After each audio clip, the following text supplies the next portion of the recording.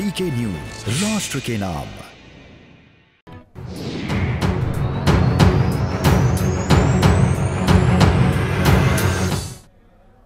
नमस्कार, दमदार बहस देख रहे हैं आप। मैं हूं आपके साथ हेमंत केवलिया। दमदार बहस एक ऐसा शो है जिसका मकसद है आपके मुद्दों को हुक्मरानों तक अपने मंच के माध्यम से पहुंचाना, ऐसी बहस को परोसना जिसका कोई सार्थक अर्थ निकले, जो किसी निष्कर्ष पर जाकर पहुंचे।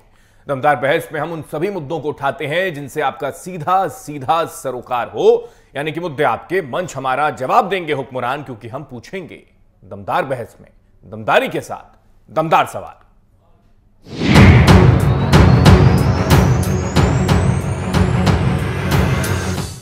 दमदार बहस में आज एक बार फिर से जिक्र पंजाब का, क्योंकि 117 सीटों पर 20 फरवरी को मतदान होना है, यानी कि विधानसभा के चुनाव होने हैं। और अब राज्य में सियासत इसी को लेकर गर्म है। नेता एक दूसरे पर हमले करने का कोई मौका छोड़ते नहीं। इन सब के बीच पंजाब की सियासत और प्रचार जंग में बिहार और यूपी का एंगल भी आ गया। बीजेपी ने सीएम चन्नी का एक वीडियो ट्वीट किया जिसमें वो पंजाब में भैया लोगों की एंट्री हो गई है जैसी बात करते दिख रहे हैं। अब इसको लेकर जमकर सियासत हो रही है। बीजेपी के साथ अरविंद केजरीवाल ने भी चन्नी की टिप्पणी पर ऐतराज जाहिर किया है। क्या पूरा मामला है, रिपोर्ट देखिए।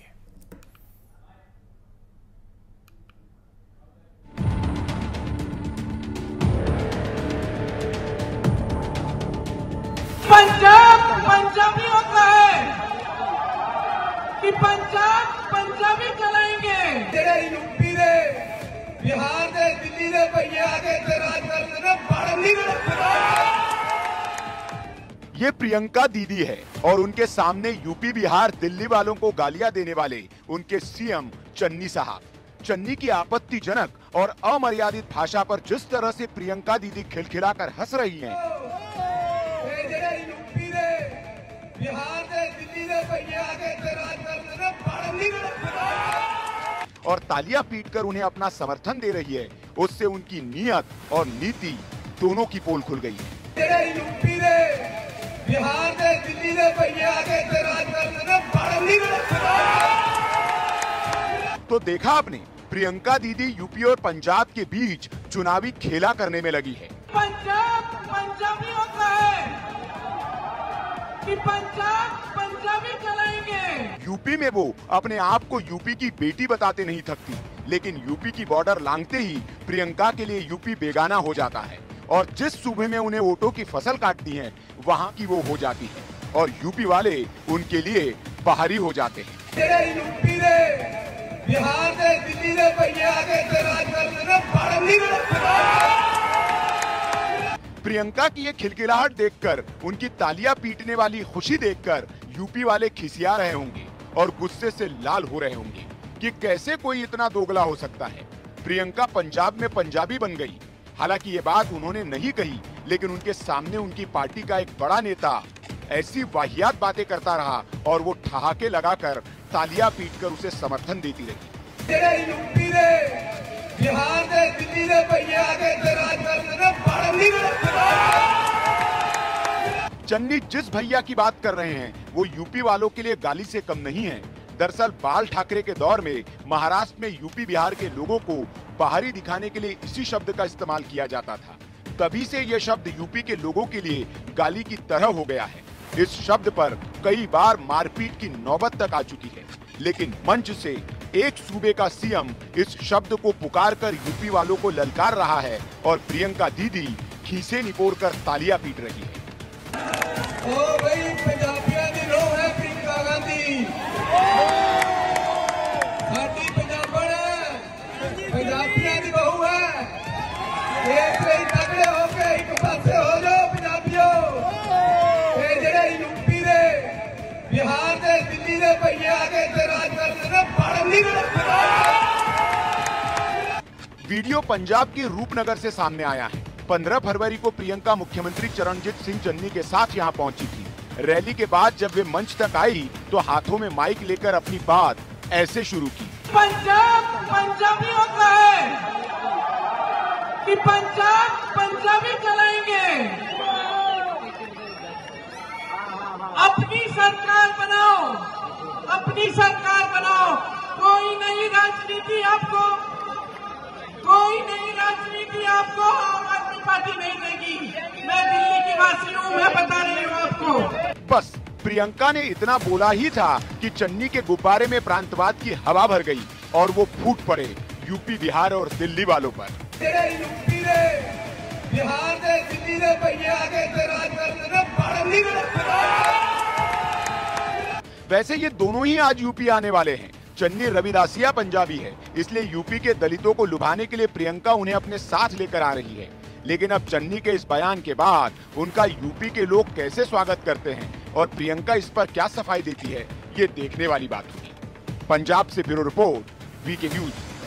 यूपी ने, बिहार ने, दिल्ली ने पहले आगे से राज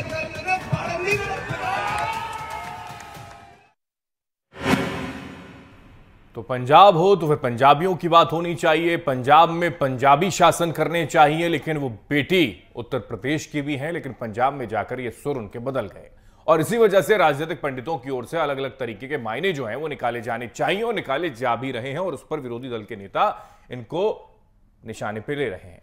सवाल यह खड़ा हो रहा है कि सीएम चन्नी यूपी बिहार का अपमान करते रहे और प्रियंका हंसती रही। आखिर क्यों? क्या वोट के लिए यूपी बिहार की जनता का अपमान करना ठीक है? क्या ये यूपी बिहार का अपमान नहीं है? और यही स्थितियां अगर बनी हुई हैं तो फिर इस पर जवाब तो बनता है। लेकिन इसको लेकर अब सियासत गर्म हो गई। सियासत जब गर्म हुई तो कांग्रेस और बीजेपी की ओर से क्या कुछ कहा जा रहा है वो सुनिए। अपमानित करने वालों को लगातार यूपी के तमाम नेता सम्मानित करने का काम कर रहे हैं। पहले ममता बनर्जी ने यूपी के लोगों को अपमानित करने का काम किया, अखिलेश यादव जी उनको सम्मानित करने का काम कर रहे हैं, यूपी के चुनाव में उपयोग कर रहे हैं। और अब यूपी की कांग्रेस की प्रभारी प्रियंका वाड्रा की उपस्थिति में पंजाब के मुख्यमंत्री ने जिस तरह से उत्तर प्रदेश के लोगों को अपमानित करने का काम किया है, कांग्रेस पार्टी को इसका खामियाजा भुगतना पड़ेगा।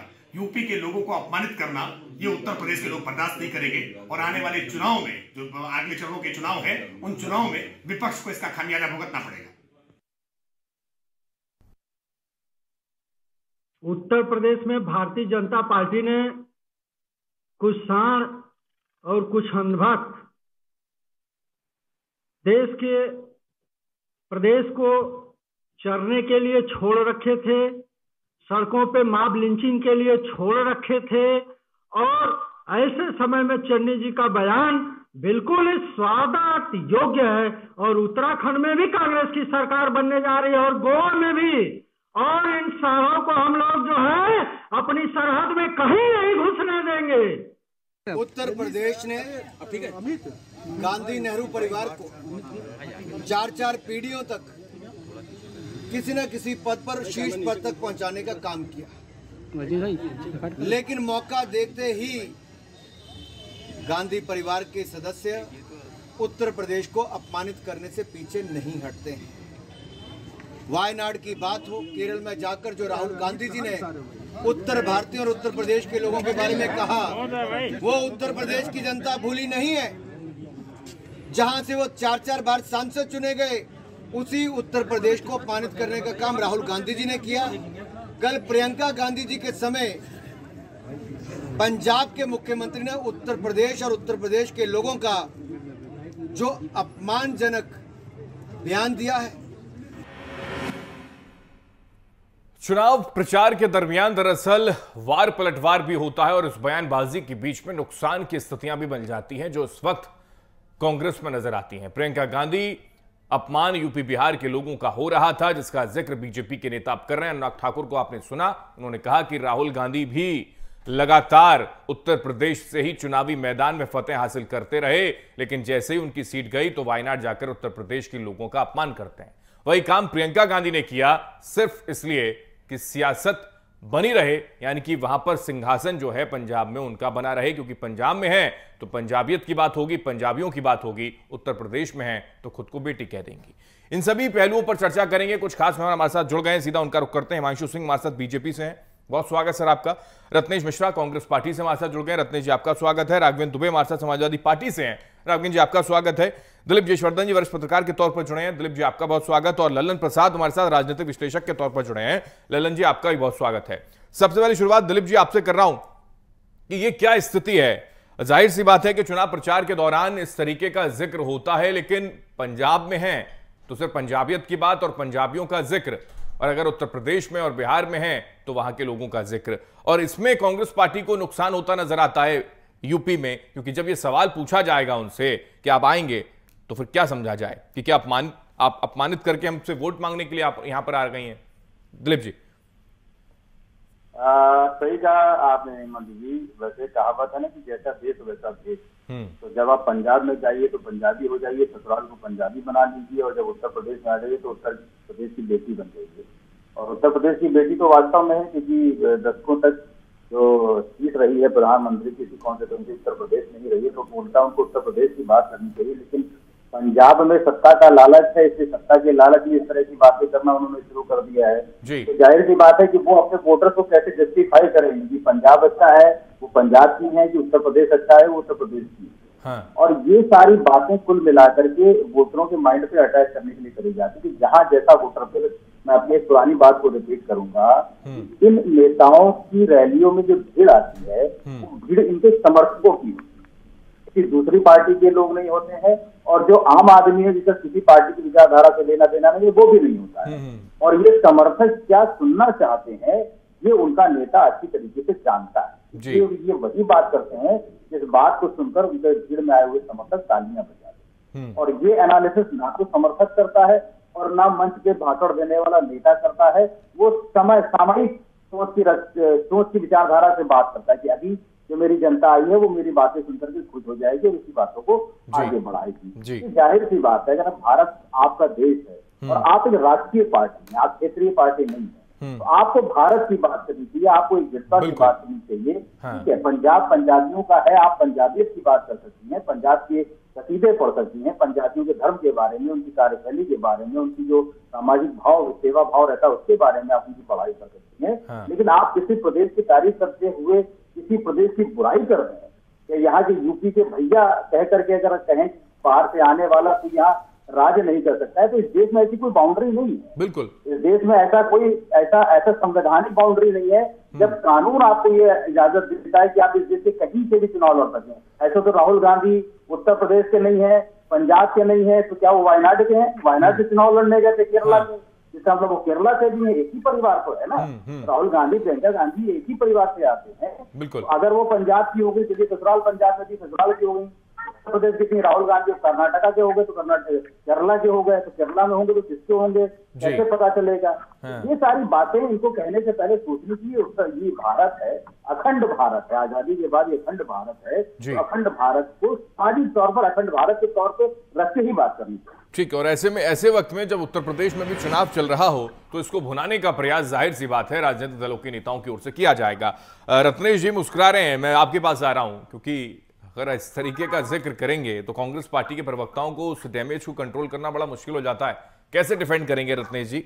उत्तर प्रदेश में अगर आएंगी प्रियंका गांधी लौटकर तो कहेंगे बेटी हूं उत्तर प्रदेश की, लेकिन भैयाओं से सावधान रहना पंजाब के अंदर।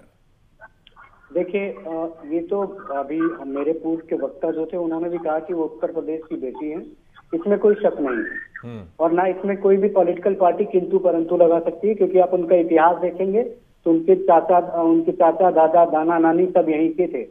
ठीक, तो वो उत्तर प्रदेश की बेटी है, इस बात में कोई शक नहीं।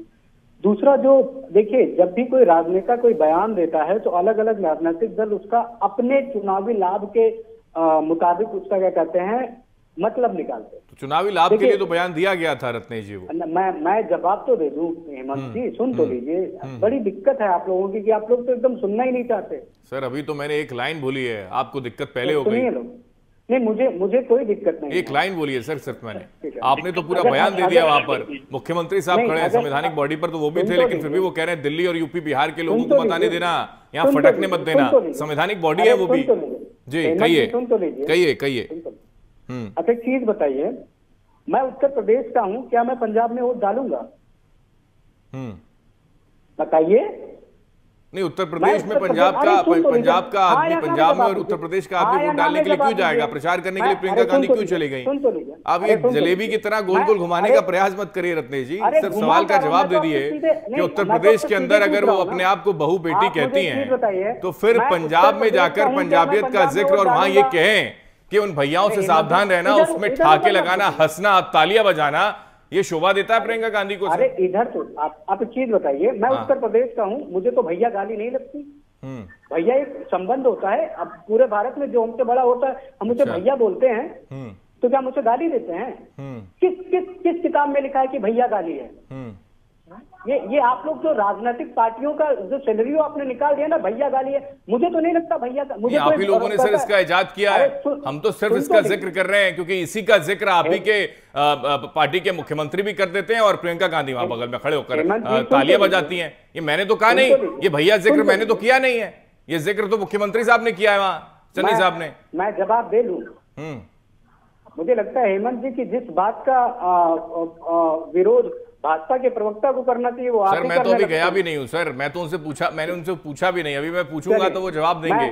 मैं तो सिंपल आपसे एक सवाल पूछ रहा हूं, यही समस्या है, जब आप फंसने लगते हैं तो सामने मीडिया को कह देते हैं कि ये गोदी मीडिया है, जब आप फंसने लगते हैं आपसे सवाल पूछा जाता है तो आप कह देते हैं कि बीजेपी की बी टीम की तरह मीडिया भी काम कर रही है। ऐसे अच्छा नहीं लगता सर, शोभा नहीं देता, ये शोभा नहीं देता। ये महाराष्ट्र से चली आ रही रवायत है जिसको खत्म करना चाहिए था। क्षेत्रवाद फैलाने का काम आप लोगों ने किया, हिंदुस्तान को बांटने का आप लोगों ने काम किया, लेकिन जब सवाल पूछा जाए तो जवाब दीजिए, बचिए मत। ठीक है, मैं लौट रहा हूं रत्नेश जी आपके पास। हमारे साथ हिमांशु सिंह भी हैं बीजेपी से, लेकिन उससे पहले ललन प्रसाद राजनीतिक विश्लेषक हैं, उनके पास चलते हैं एक बार। ललन सिंह जी, किस तरीके से इन सारी चीजों को देख रहे हैं कि एक राजनीतिक पार्टी का नेता ये जिक्र कर दे और वहां पर एक बड़ा चेहरा तालियां बजाए? आ रहा हूं रत्नेश जी, आ रहा हूं, सुनूंगा सर आपको, आ रहा हूं ललन जी। हेमंत जी, ये कांग्रेस के प्रवक्ता जी से मेरा आग्रह है, उनके पास समय है, वो बोलेंगे अपनी बातों को। मेरा बड़ा एक आश्चर्यजनक सोच है कि ये भारत के संविधान में संघीय प्रणाली की जो भारत बनी है उसको ये सर्वनाश और सत्यानाश के मतलब तरफ क्यों ले जा रहा? ठीक है, 5 राज्यों में चुनाव है, चुनाव में जीत हार भी होगा और ये बातें भी साफ हैं कि हर पार्टी अपने सत्ता को पकड़ने के लिए, काबिज होने के लिए अपने अपने तरीके से बयानबाजी और अपने कार्यक्रम और अपने आम लोगों के बीच में अपनी मतलब पैठ बनाने की कोशिश करती है। लेकिन दुखद और कष्ट वाली बात ये है कि क्षेत्रीय पार्टी अगर कुछ इस तरह की बयानबाजी कहती है तो उससे किसी तरह का कोई आरोप प्रत्यारोप आजकल भारत के अंदर लगना बंद हो गया है। लेकिन कांग्रेस, इसका एक इतिहास है, कांग्रेस भारत की एक सबसे पुरानी राजनीतिक दल है और मैं इन्हीं की बातों को और जोर से बोलना चाहूंगा कि मोतीलाल जी, जवाहरलाल जी और इनकी पूरी खानदान उत्तर प्रदेश, इलाहाबाद से, और यही उत्तर प्रदेश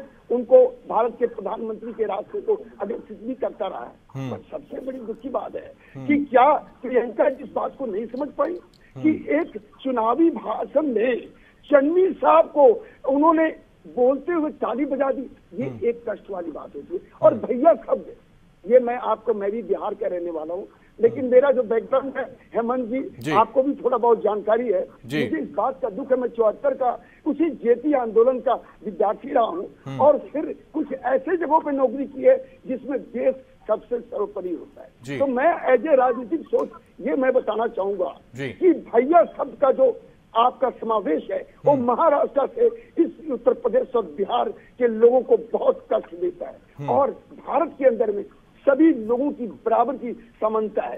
ये सवाल पैदा नहीं होता कि जो बिहार और यूपी के लोग आपके विकास में, पंजाब में सबसे ज्यादा जमीनी स्तर पर काम करते हैं, उसको आप भैया सब, और इसका बोलने का मकसद क्या था? मैं आपको ये भी बोलना चाहूंगा कि आप इसलिए बोल रहे हो कि कहीं न कहीं आपको लगता है कि जो जमीनी स्तर, इंडस्ट्री, इनके अंदर जो ये तबके काम कर रहे हैं वो शायद आपके प्रति बहुत उनका रुझान नहीं है।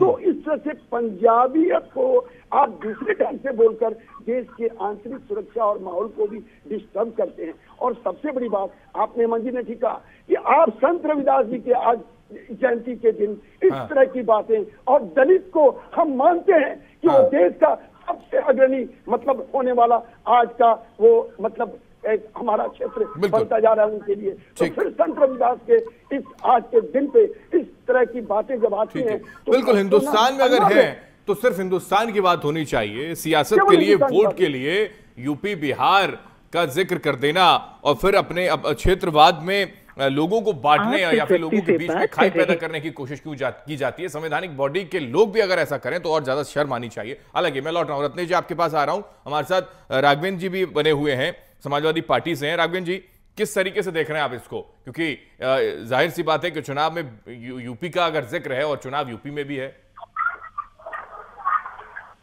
देखिए हेमंत जी, मेरा मानना यह है कि संविधान ने जो हमें अधिकार प्रदत्त किए हैं उसके अंतर्गत हम किसी भी प्रदेश में जा सकते हैं। सारा भारत ही तो है, सारा हिंदुस्तान है, और हिंदुस्तान में कहीं जाने की आजादी है, कोई रोक नहीं सकता है, कोई ऐसा कोई बात नहीं है जिसको कोई रोक ले। अगर चन्नी जी ने जो बयान दिया है वो मुझे लगता है कि बिल्कुल गैर जिम्मेदाराना है, और मुख्यमंत्री के पद पर रहते हुए ऐसा व्यक्ति अगर ऐसा बयान देता है तो इसकी निंदा होनी चाहिए निश्चित रूप से। सबको अधिकार है वहां जाने का। चन्नी जी, ये किसी राज्य में किसी की बपौती नहीं है, हिंदुस्तान सबका है, कोई किसी को रोक नहीं सकता है। मैं ये भी कह सकता हूँ उनका जो बयान है निश्चित रूप से प्रियंका गांधी जी को उनको रोकना चाहिए था, टोकना चाहिए था कि आप कैसा बयान दे रहे हैं, हम भी तो उत्तर प्रदेश से हैं, हम भी तो यहाँ आए हुए हैं, तो किसको रोकने की बात कर रहे हो? तो क्या प्रियंका गांधी जी को भी रोक देना चाहिए कि भाई ये भी उत्तर प्रदेश से आई हैं? तो ये अगर चुनावी फायदे के लिए दिया गया है तब भी इसको आप इसकी निंदा होनी चाहिए जी। मैं बीजेपी को भी कहना चाहता हूँ, इसी में कहना चाहता हूँ, ये लोग भी इसी तरीके के नफरती बयान करते। महाराष्ट्र से ये शुरू हुआ था जब महाराष्ट्र में शिवसेना के साथ बीजेपी थी। बीजेपी के समय में आपने देखा यूपी बिहार के लोगों को किस तरीके से शिवसेना के द्वारा और मनसे के द्वारा जिस तरीके से मार के पीट के भगाया गया, बार बार अपमानित किया गया, बहुत कुछ हुआ। बीजेपी भी एक मौन दर्शक की भूमिका में रही जब तक उनके साथ रही। अब बीजेपी को भी कहने का कोई अधिकार नहीं है कि जिस तरीके से उनके साथ व्यवहार किया गया, तो बीजेपी को भी कोई अधिकार नहीं है। उन्होंने शुरुआत तो वहीं से हुई थी नफरत की, महाराष्ट्र से शुरू हुई। अब ये नफरत जो यहाँ गई है, मैं इसे बिल्कुल इसका करता हूँ, इसकी निंदा होनी चाहिए। संविधान जब हमें ये अधिकार देता है तो उनको कैसे अधिकार हो जाता है कि आप किसी को बोल देंगे, आप किसी को कह देंगे कि नहीं आप यहाँ नहीं आएंगे? आप कौन है? आप कौन है? जब भारत का संविधान हमें अधिकार देता है। और ये भाषा बोलना ये उत्तर प्रदेश के लोगों का और जो बिहार के लोग हैं इनका सबका अपमान है, और इनको तुरंत माफी मांगनी चाहिए। चन्नी जी को माफी मांगनी चाहिए और कांग्रेस को भी माफी मांगनी चाहिए कि इस तरीके का बयान नहीं आना चाहिए। बिल्कुल ठीक है। समाजवादी पार्टी इसको लेकर क्या कुछ करने वाली है? कोई इसको लेकर कोई रणनीति बना रहे हैं? क्योंकि कांग्रेस को घेरना हालांकि बहुत ज्यादा जरूरी नहीं उत्तर प्रदेश के अंदर, लेकिन फिर भी क्या कोई अखिलेश यादव इस पर जिक्र करेंगे? हालांकि कोई एक्टिविटी नजर नहीं आई सोशल मीडिया पर। देखिए, मैं एक चीज कहना चाहता हूँ, ये बात अच्छी नहीं है कि किसी के खिलाफ आंदोलन किया जाए और कुछ करे। ये तो स्वतः ऐसा विचार होना चाहिए, अपने को खुद ही सोचना चाहिए। जो राजनीतिक पार्टी राष्ट्रीय पार्टी है, और अगर उनको तो उनके लिए तो सारे प्रदेश एक जैसे हैं, हम लोगों के लिए, सबके लिए, भारतीय के लिए सारे प्रदेश एक है। विरोधाभास वाली स्थिति तो नहीं होनी चाहिए कम से कम समाजवादी पार्टी के अंदर। आपने बीजेपी को तो तुरंत महाराष्ट्र की याद दिला दी, लेकिन अब अगर कांग्रेस पार्टी ने वर्तमान में किया है तो इसको लेकर आपको करना चाहिए, इसको लेकर विरोध जताना चाहिए जी। देखिए, निश्चित रूप से ये विरोध ही हम विरोध कर रहे हैं, इस बात का बिल्कुल विरोध कर रहे हैं कि उनको ये बयान बिल्कुल नहीं देना चाहिए, और ये गैर जिम्मेदाराना बयान है। ऐसे संवैधानिक पद पर बैठे हुए व्यक्ति को ऐसा बयान नहीं देना चाहिए जिससे कि उत्तर प्रदेश के लोगों का या बिहार के लोगों का अपमान हो। ऐसा नहीं होना चाहिए था, क्योंकि संविधान से आप ऊपर नहीं है, सब संविधान के अंतर्गत है, और आपको जो पद मिला है वो भी संविधान के अंतर्गत मिला है। मतलब जब फायदा हो, आप देखो बिहार और उत्तर प्रदेश के जो लोग हैं वहाँ इतनी मेहनत मजदूरी कर करके, और पंजाब को एक बहुत ही समृद्ध, ठीक है, ओके, बिल्कुल हर कोई जानता है, इसमें कहीं किसी को डिफाइन करने की आवश्यकता नहीं, लेकिन हैरानी है कि सियासतदान इसको अपने अपने फायदे के तरीके से इसका इस्तेमाल करते हैं और इस तरीके का जिक्र कर देते हैं। हालांकि भैया शब्द को लेकर आपत्ति है और इसको लेकर वो कह रहे हैं कि कोई गाली नहीं है, कि इसको गाली के तौर पर भी महाराष्ट्र के अंदर देखा जाता था, ऐसी भी स्थिति थी। शिवसेना का जिक्र अभी आपने किया राघवेंद्र जी। हिमांशु जी क्या कहेंगे? क्योंकि ये बीज तो आपने बोया, शिवसेना के साथ रहकर स्थितियां ऐसी बनी, यही आरोप लगा दिया राघवेंद्र जी ने, और अगर अब किया जा रहा तो केवल आप सियासत करना चाहते हैं इस पर। देखिए, बहुत आदर के साथ मैं कहना चाहूंगा, तो चन्नी जी ने आज जो पंजाब के चीफ मिनिस्टर है, उन्होंने कांग्रेस की राजनीति में आज डॉक्टरेट कर लिया है, जो कि कांग्रेस की राजनीति का इतिहास रहा है और एक लंबी फहरिस्त रही है बदजुबानी की, जिसमें श्री दिग्विजय सिंह और क्या नाम है शर्मा जी, मनीष तिवारी, और आज एक नया नाम जुड़ गया उससे चन्नी जी का। तो बहुत पहले कांग्रेस को बताया कि उनको एक डॉक्टरेट किया हुआ एक बदजुबानी का एक नया नेता मिल गया। और जहां तक रही राजनीति की बात, तो बीजेपी वसुधैव कुटुंबकम और सबका साथ और सबके विकास की राजनीति करती है, न कि कांग्रेस, न कि पंजाबी हिंदुस्तान का प्रयोग करके कौन सी सभ्यता का प्रमाण देते हैं ये वही लोग हैं जिनको वंदे मातरम आप बताइए। गजवा हिंद जैसे शब्द का प्रयोग कौन सी संस्कारित भाषा का है? गर्मी मुख्यमंत्री की भाषा है क्या? नहीं, गर्मी निकाल देंगे, ठंडी बढ़ा देंगे, ये मुख्यमंत्री की भाषा होती है। खड़ा हो जाता है। अरे भारतीय जनता पार्टी को न सिखाए कम से कम गर्मी निकालने, तेल निकालने और ठंडी बढ़ाने की भाषा का प्रयोग करने वाले लोग आज भाषा के संस्कार का बात कर रहे हैं। ये पंजाबी यूपी में कहते मैं यूपी की बेटी हूँ, ठीक है, और यूपी की बेटी आपको तो प्रधानमंत्री भाई यहाँ, यानी कि रत्नेश जी, उत्तर प्रदेश के मुख्यमंत्री और पंजाब के मुख्यमंत्री में कोई फर्क नहीं है ना? फिर इस तरीके से देख लें कि अगर थोड़ी गलती आपने कर दी तो हमने भी कह दिया, क्या हो गया, क्या फर्क पड़ता है? ये मान लें सर।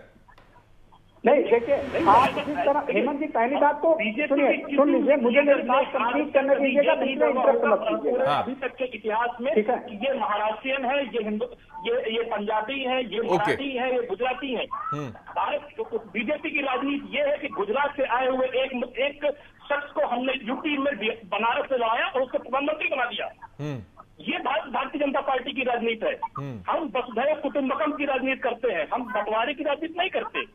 अगर बंटवारे का इतिहास देखा जाए तो कांग्रेस बहुत पीछे चले जाएंगे, तो बहुत चलो ठीक है, मैं इस पर सवाल का जवाब ले लेता हूँ। फूट डालो, राजनीति करो, ये वाली स्थिति का जिक्र आप कर रहे हैं। खैर, लेकिन रत्नेश जी कुछ कहना चाह रहे हैं, अपनी बात रखना रत्नेश जी।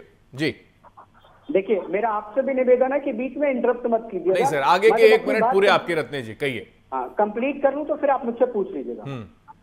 देखिए, मैंने 2 लोगों को सुना, जिसमें एक काफी अग्रज है हमारे, उन्होंने कहा कि वो जेपी आंदोलन की देन है और तमाम नेताओं के साथ।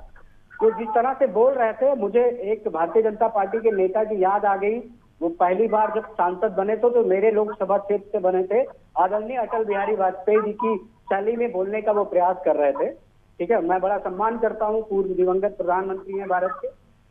तो देखिए, आप पहली बात तो ये मत कहिए कि जिस तरह मैंने जो बात खत्म, जहां मैं कंप्लीट नहीं कर पाया था। देखिए, मैं अगर उत्तर प्रदेश का वोटर हूं तो मैं उत्तर प्रदेश में ही वोट करूंगा, और जो भी यूपी बिहार के लोग जो पंजाब में वोट करते हैं वो पंजाब के वोटर हैं, और ये भी जो पंजाब का वोटर है वो पंजाब का है। उसको आप उत्तर प्रदेश और बिहार से जोड़कर मत देखिए, क्योंकि उत्तर प्रदेश और बिहार के वो लोग जो काम करने वहां जाते हैं वो वोट नहीं करते, और जो व्यक्ति वोट नहीं करेगा वो शासन कैसे कर सकता है? ये एक तरह से भारतीय जनता पार्टी इररिलेवेंट बातें कर रही है, क्योंकि लोकतंत्र में आप कभी बिना वोट डाले आप शासन नहीं कर सकते। मैं अगर उत्तर प्रदेश का हूं तो मैं उत्तर प्रदेश में अपनी प्रदेश की सरकार चुनता हूं, मैं पंजाब में जाकर अपनी प्रदेश की सरकार नहीं चुनूंगा, या पंजाब का कोई व्यक्ति उत्तर प्रदेश में आकर नहीं चुनेगा। और अगर भारतीय जनता पार्टी को इतनी दिक्कत है तो पंजाब के किसी व्यक्ति को लाकर सीएम बना दीजिए आप। उत्तर प्रदेश इसको स्वीकार करेगा?